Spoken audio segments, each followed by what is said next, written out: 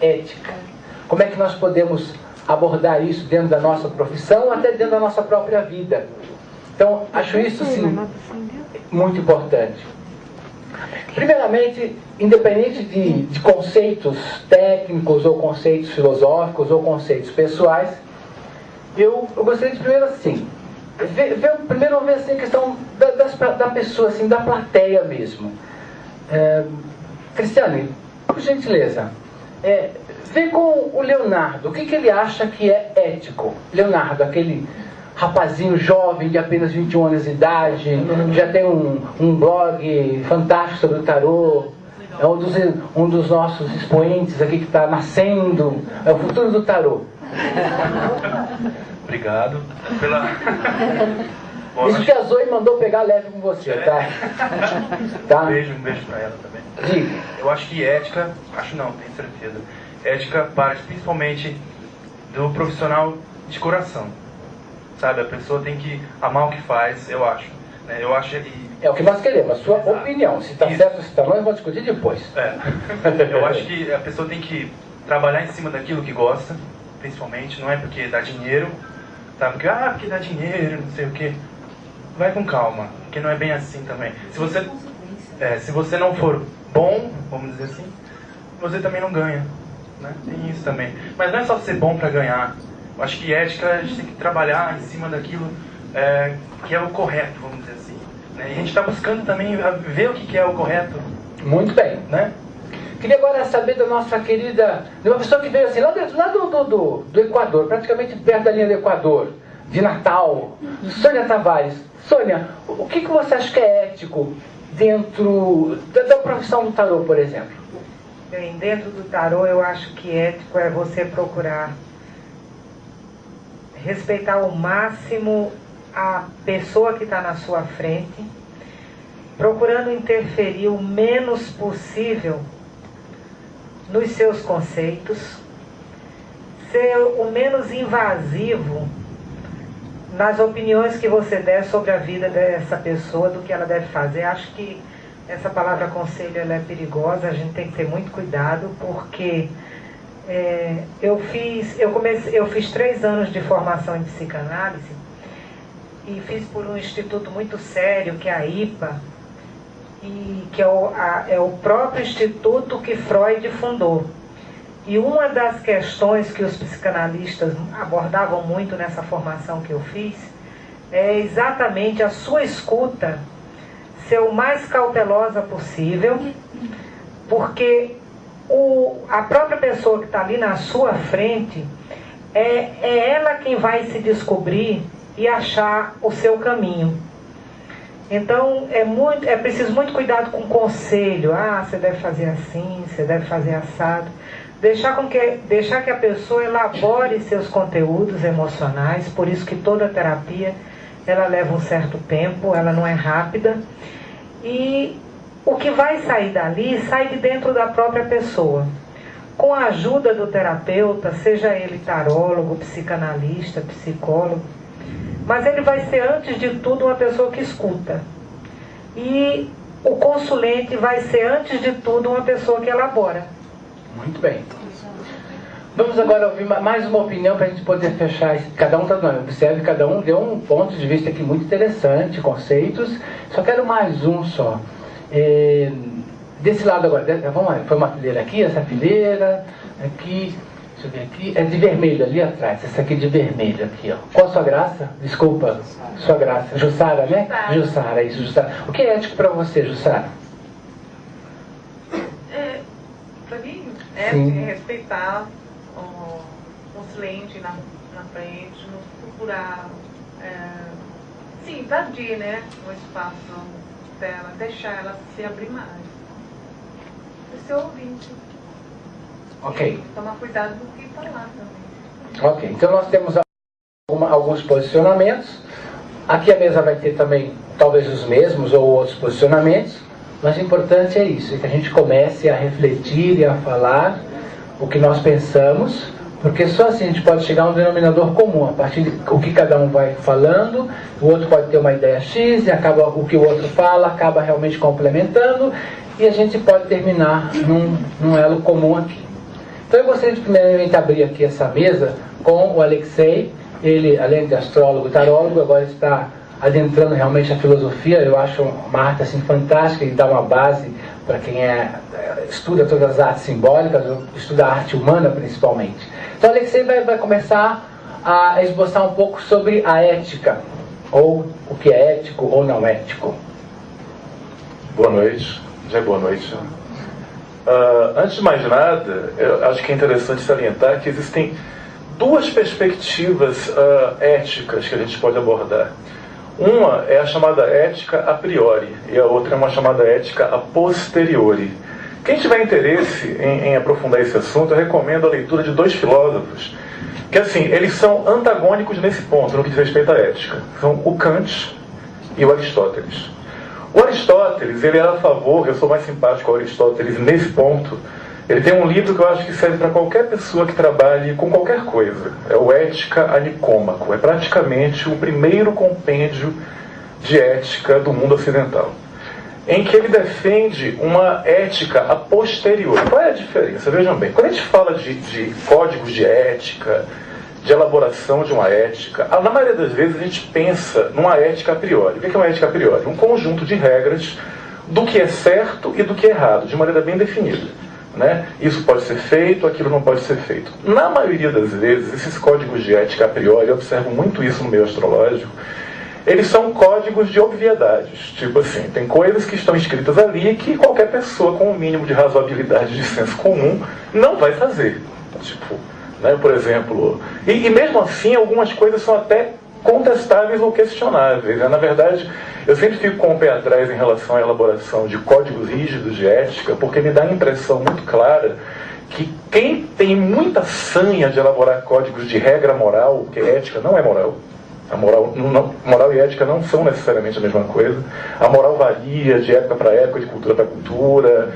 A ética, ela tem a ver com saber o que é bem, bom e belo. É diferente. Todo mundo, no fundo, sabe o que é bem, bom e belo. Até um ladrão tem uma ética, né? Assim, ele, por uma série de questões, ele pode não ter uma moral, mas uma ética qualquer pessoa tem, né? Excluindo-se os psicopatas.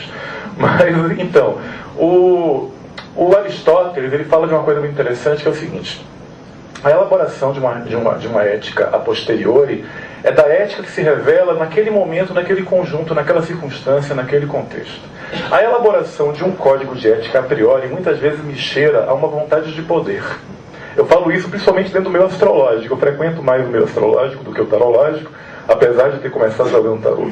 No meio astrológico, as pessoas mais obcecadas na elaboração de um código de ética que tem que ser divulgado em todos os lugares, tem que montar um sindicato para que todo mundo siga aquele código e diga amém para aquela cartilha, quase sempre a pessoa está sendo mobilizada por uma vontade de poder. Isso Schopenhauer explica muito bem, Nietzsche fala sobre isso também muitíssimo bem.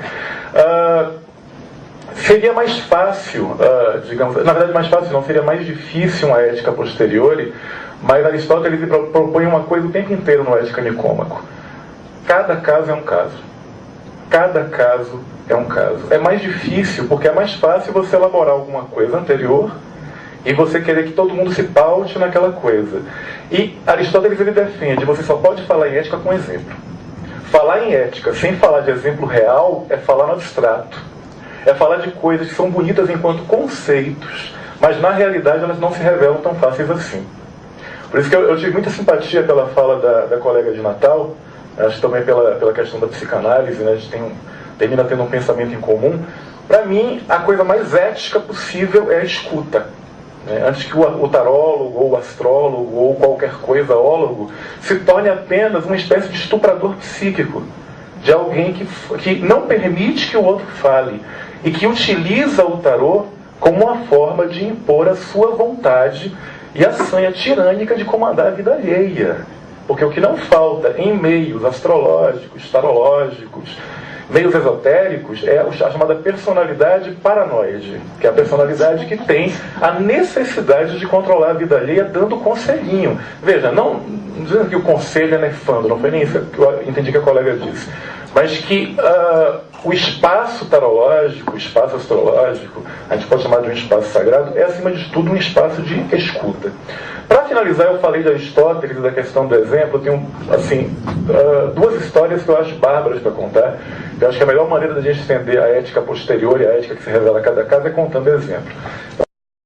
Até contando para o Ney, somente quando a gente defende muito uma ética a priori, eu defendia muito uma ética a priori. Eu era praticamente um quase discípulo de Kant sem saber que existem as coisas morais e éticas, e se você sai daquilo, você está quebrando com a ética. Até que, alguns anos atrás, eu atendi um senhor, e a primeira coisa que a gente aprende, né, assim, você não pode, de jeito nenhum, que é dito no espaço de um consultório, é sagrado, não pode sair dali. Tudo bem. Aí eu atendo um senhor, de por volta de uns 65, 70 anos, que no meio da consulta me confessa que é homossexual e que está apaixonado por um garoto de 14 anos, e que ele vai fazer de tudo para seduzir aquele garoto. Ele está praticamente obcecado, ele só tira no tarô o diabo, a lua, o diabo, a torre, e assim, as cartas todas muito meigas, e ele fala daquelas coisas todas, e eu, claro que existe um julgamento interior meu que diz assim, não é certo seduzir um garoto de 14 anos, mas enfim, eu estou ali lendo o tarô dele, né? Num dado momento ele cita o nome do garoto. Eu morava numa cidade menor do que São Paulo, né? E o nome do meu irmão é muito incomum. E ele estava falando do meu irmão, que só tinha 14 anos de idade, né? E que estava sendo alvo de planejamento de um pedófilo. Quer dizer, porque o tarólogo tem que ser uma entidade quase que sobrenatural, né? Ele tem que estar acima de todas as coisas. Honestamente, que se dane. Naquele momento eu falei, eu fiz, escuta, eu vou ter que interromper a consulta aqui. Você está falando do meu irmão e eu vou contar para ele o que você está planejando. Enfim, se alguém quiser me julgar eticamente falando, fique à vontade. Mas assim, naquele momento, e assim, não foi por uma roupa emocional, eu fiquei quase 15 minutos parado pensando no que eu ia fazer. Até que eu falei, não, a única coisa que eu posso fazer é ser ético com ele, inclusive, de dizer o que estava acontecendo. Quer dizer, se a gente for seguir uma ética a priori rígida, como um bloco de gelo, eu nunca poderia fazer aquilo. Eu teria que ler apenas as cartas, como uma máquina, né? E depois sair dali e ficar calado. Não.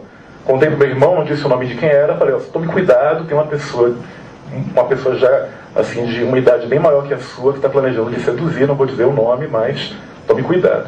Outra coisa que eu acho bárbara foi que a colega também colocou, de assim, muitas vezes a gente dá conselhinhos, a gente assume a posição de querer salvar a vida da criatura. E a gente não salva a vida de ninguém. Aí tem uma segunda história, que também me ensinou uma grande lição para eu deixar de ser idiota e de ser tão ético a priori, de não querer interferir na vida dos outros. Eu atendi em sequência, parece brincadeira, 3 senhoras de por volta de 55, 60 anos que me contaram a mesma história. Uma conheceu um senhor de 50 anos na Fechanoye, a outra conheceu num centro espírita e a outra conheceu num templo da eubiose. Era o mesmo homem. E a história era a mesma. Ele disse que eu sou a alma gêmea dele, e elas deveriam ser, assim, criaturas do límbico, né, como a Cristian estava falando. É a minha alma gêmea, e choravam, né? Ele disse que esperou muitas encarnações para me encontrar. E levou as senhoras no bico. O cara, na verdade, era um aproveitador. Ele fazia elas darem dinheiro a ele. Elas faziam aquilo. Quando eu atendi a terceira, eu fiquei chocado. Eu falei, não é possível, eu estou testemunhando um golpista. E eu sabia o nome dele, eu sabia de tudo. Eu sabia que era, quer dizer, no final das contas, eu já sabia o que era aquilo. Eu só fiquei lendo o tarô e lendo. O tarô dizia aquilo que era verdade, que elas estavam sendo vítimas de um golpista. Não sabendo o que fazer e ainda querendo me intrometer na vida dos outros, querendo curar o alheio, querendo resolver a vida do alheio, que não é função do tarólogo. Vocês vão entender a lição que eu aprendi no final. Um dia elas ligaram marcando, né? Eu marquei as 3 para o mesmo dia e cheguei atrasado. De propósito. Quando eu cheguei, estavam as 3 em prantos. As 3 descobriram que namoravam o mesmo homem. Detalhe, ele não fazia sexo com nenhuma. Ele argumentava que o sexo é a vibração mais baixa do amor. E que a energia amorosa dele com elas é uma energia de amor telefônico. É o amor pelo MSN, é o amor pela internet. Eu já tinha conhecido a Pauliana menina e a Pauliana moça. A Pauliana velha nunca. Conheci naquele dia. Mas enfim, adiantou alguma coisa? Não adiantou nada. Sabe por quê? Todas elas tiraram satisfação com ele. Ele enrolou todas as três e tudo continuou do mesmo jeito, ou seja, elas queriam ser enganadas. E quando uma pessoa quer ser enganada, você não pode e nem deve assumir uma postura de salvador, de guru, de Jesus Cristo, que vai abrir a cabeça da pessoa com uma machadada, porque se ela quer ser enganada, ela vai ser enganada enquanto ela quiser. E por fim, uma terceira história, assim, vejam só, todas as histórias são polêmicas. A gente poderia criar um debate aqui que o certo seria contar para elas. Alguém poderia criar um debate aqui dizendo que o certo seria não falar nada. Eu acho interessante que o debate ético é isso, é um debate. Não é um código rígido moral. Enquanto houver debate, enquanto houver contradição, enquanto houver dialética, funciona. Por fim, envolvendo o próprio tarô na questão ética, essa eu acho que foi a melhor de todas. De que o tarô, ele é um sistema simbólico, né? Eu já vi coisas do tipo assim, códigos de ética de astrologia. O astrólogo não deve misturar o tarô na consulta. Por que não? Eu contesto essa regra moral, não é uma regra ética. Se eu quiser, eu sou maior de idade, vacinado, eu informo ao consulente que vou me trabalhar com o tarô junto com ele, se ele quer, se ele permite, se ele não quiser, tudo bem. Mas enfim, uma vez eu estava jogando tarô, o mesmo tarô jogando há 2 anos. E uma vez eu atendi um casal, né? E eu atendi o casal porque eu tinha falado com a garota, ela falou, não, eu queria fazer uma consulta totalmente amorosa. Eu falei, então traga o seu amor. Eles foram, a gente foi jogando tarô e no momento ele fez uma queixa, ela me trata como se fosse uma propriedade dela, eu não me sinto um sujeito, eu me sinto um objeto. Aí eu pedi para ela, embaralhe o tarô e me dá uma carta. Ela embaralhou o tarô e me deu uma carta, eu fiquei 1 minuto olhando aquilo, chocado. E ela, o que foi? A carta era patente requerida. Todos os direitos reservados, copyright, 1990 e pouco. Sabe quando você compra o tarô e vem aquela carta no meio? E eu jogava aquele tarô há 2 anos e nunca tinha saído aquela carta. Aí ela perguntou, o que o tarô disse? Eu fiz, aí ele disse que o seu namorado está certo. Você trata ele como uma patente requerida. E foi o tarô que disse isso. E eu sei que existirão discordâncias éticas a respeito disso. Não, você tinha que ter jogado aquela carta fora e pedido para embaralhar de novo. Não, para mim o tarô respondeu. Para mim o tarô respondeu. Então, gente, eu recomendaria isso. O Ética Nicômaco, do Aristóteles, tá? A gente não tem muito tempo. Compare com Kant. Se vocês entenderem o que Kant disse, por favor, meu e-mail eu dou no final, vocês me explicam. Porque nem a professora entende. Tá bom, gente? Aristóteles é mais terra. Não é à toa que no Código da Vinci ele aparece apontando para o chão, enquanto que Platão aponta lá para cima, né? Para o reino de Kant. Ok, palmas para isso.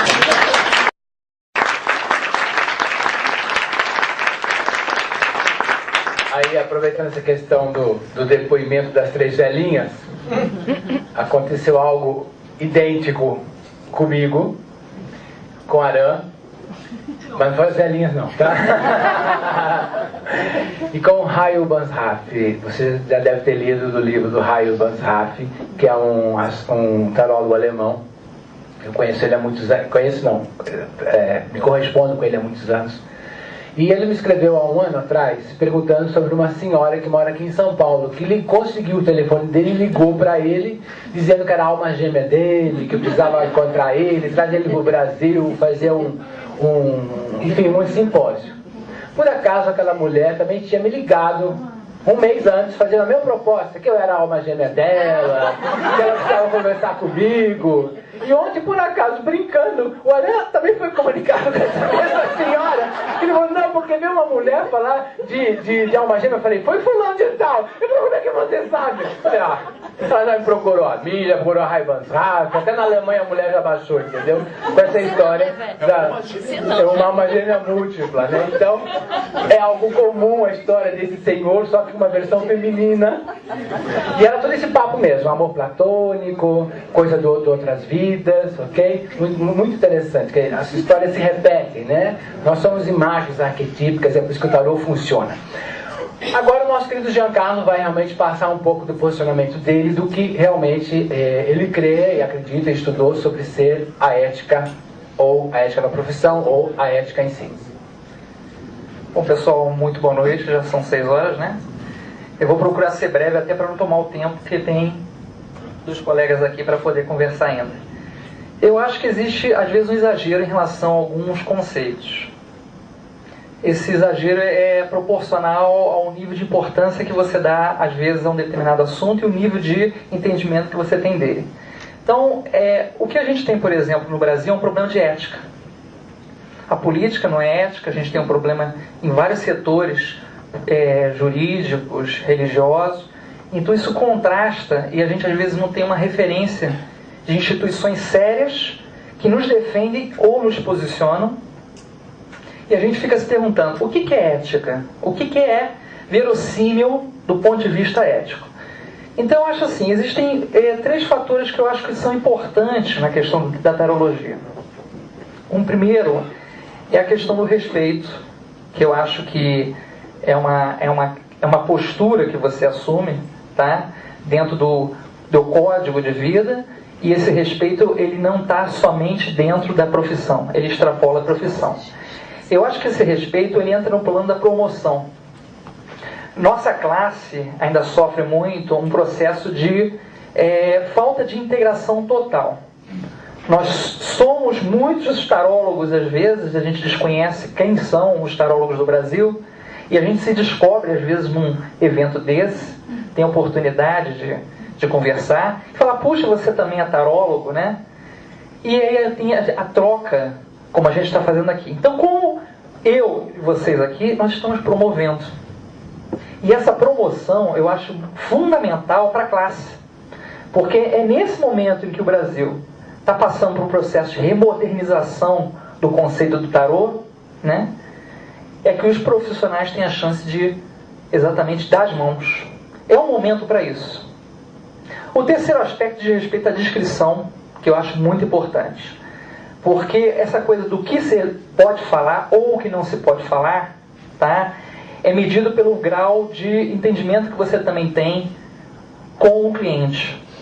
Então tem gente que fala assim, eu não quero que você fale de morte, né? E tem gente que quer, de qualquer custo, até o dia, a data, quando eu vou morrer. Eu falei, olha, tarô não é para isso. Ele não é um instrumento para você, inclusive a nível de temporalidade, ele não é um instrumento próprio para isso. Mas eu digo que o principal problema é exatamente a forma que a gente entende, porque a maneira de muitas vezes a gente falar uma coisa faz a diferença. Você pode tratar da crise do consulente, a maneira que você vai falar para o consulente vai fazer a diferença. Você pode ver um problema, mas você pode tranquilizá-lo, porque o problema pode também ser superado, né? Nada é estático. Tudo está em constante movimento, como a querida colega Kelma colocou antes na consulta. Então, eu acho que o respeito, a promoção, a capacidade de nós darmos as mãos, nos promovermos, não tem essa coisa de ciúminho bobo, não tem essa coisa de inveja, não tem isso. Eu acho que nós somos uma classe, eu acho que o bonito do céu não é a estrela só brilhando, são várias constelações. Então essa capacidade da gente unir várias cabeças com propostas diferentes, ideias diferentes, em prol de um objetivo maior que essa área que a gente está defendendo hoje, que é o tarô, é exatamente a meta que a gente tenha traçado aqui para frente. Então eu coloco para vocês meditarem o seguinte, quando vocês forem para casa hoje, tá? Pensem que é muito importante divulgar, é muito importante promover, é muito importante passar informação para frente. Porque nós somos hoje, de certa forma, informantes e mensageiros do tarô, né? Utilizando ferramentas que há 20 anos atrás nós não tínhamos. Que é a internet. Eu comecei o tarô numa época que não tinha nem literatura dirigida, apropriada, não existiam cursos profissionalizantes, eu não tinha com quem conversar, não tinha internet, não tinha nada. E hoje a gente tem uma estrutura totalmente montada, pronta para a gente se servir e fazer uso dela. A gente pergunta, por que a gente não faz uso dela? Então, chegando em casa, fala assim, bom, eu sei, eu conheço, estou estudando, eu já tenho uma bagagem de tarô. Eu vou começar a promover também meu colega, vou começar a divulgar o tarô. Maciçamente. Hoje não é difícil fazer um blog. O nosso colega ali, né, tem um blog café que é maravilhoso. 21 anos. Tá? Ah, mas está com a cabeça fresca para começar. Não. Hoje está tudo pronto para a gente poder usar. Então deixo essa reflexão para vocês. Ok? Obrigado.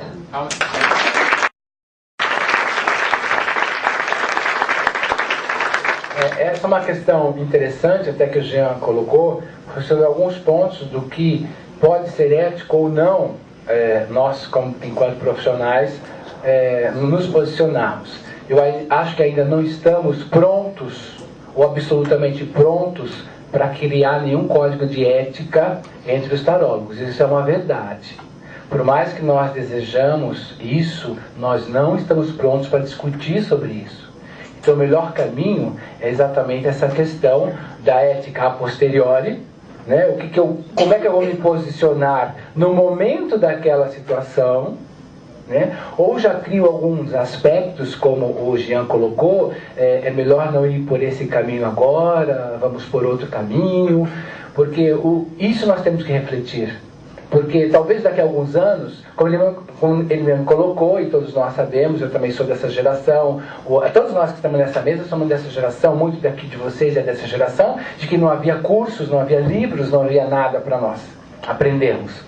Mas hoje tem um monte de livro, hoje estamos aqui num simpósio, quem sabe daqui 5, 10 anos, possamos então sentar e falar, não, vamos criar um código de ética, que não seja tão rígido quanto um código, sei lá, de alguma outra profissão, mas que não seja, de repente, tão dúbio quanto em outras.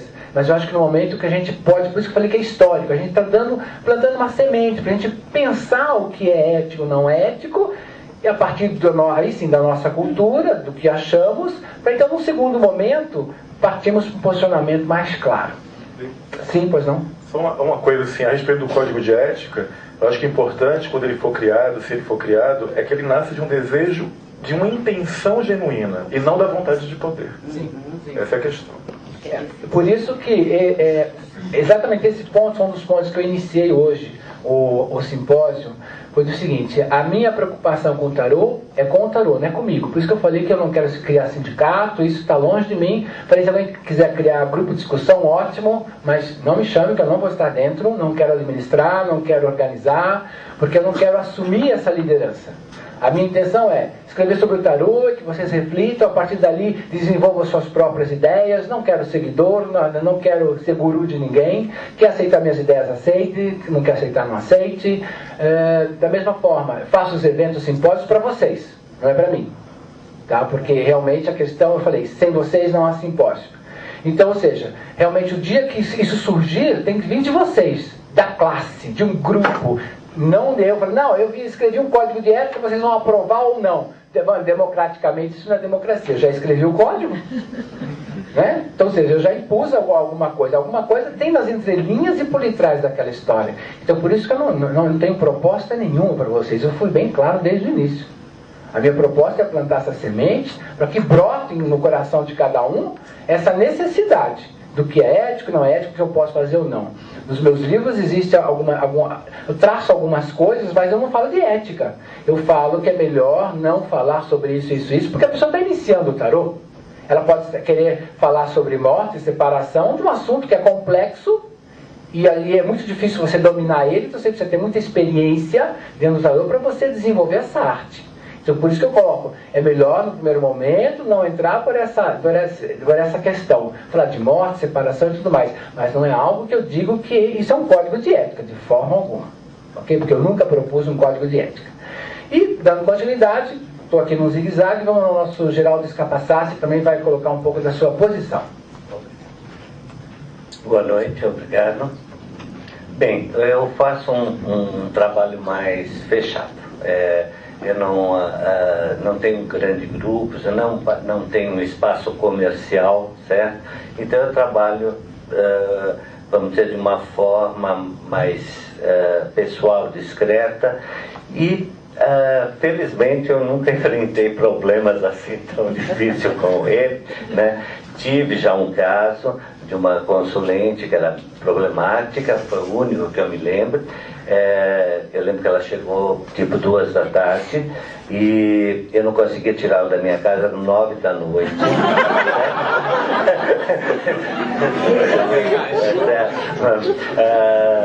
Aí houve, foi uma situação foi uma situação confusa, porque estava envolvida praticamente um assédio, certo? Mas esse foi o único caso assim que eu me lembro. Então, até a partir desse aprendizado, isso eu já fazia antes, né? A minha postura é a seguinte: eu tento, primeiro, eu não atendo ninguém que não tenha referência. Isso eu não tenho o menor interesse em atender. Então a pessoa tem que vir indicada por alguém, né? E nessa conversa eu procuro deixar bem claro o que eu tenho a oferecer e eu quero saber o que ela está buscando, né?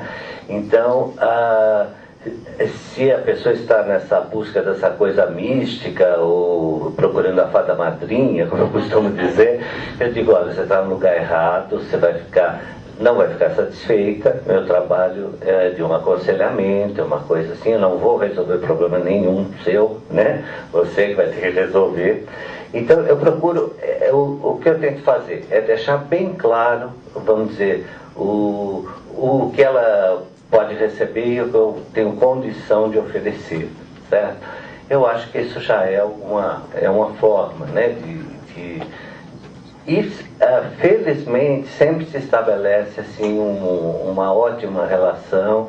Eu não tenho tido realmente nenhum problema.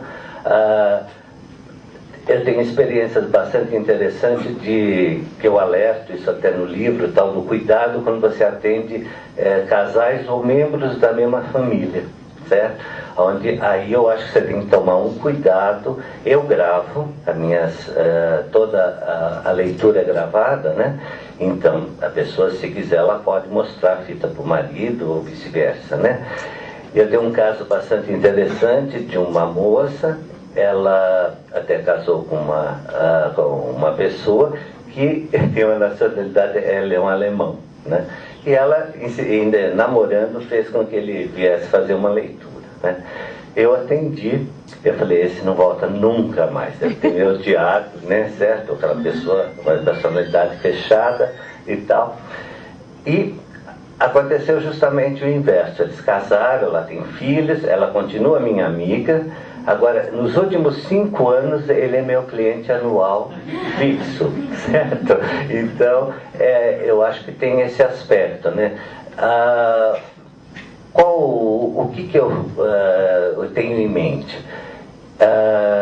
Quando eu estou recebendo uma pessoa, eu imagino, essa é a visita mais importante que eu estou recebendo uma visita importante, tenho que dar o melhor, oferecer o melhor, né? E eu me baseio nisso. Eu nem posso ser ferido e eu não posso ferir essa pessoa, né? São as linhas assim que eu obedeço, certo? Acho que é só isso que eu posso falar.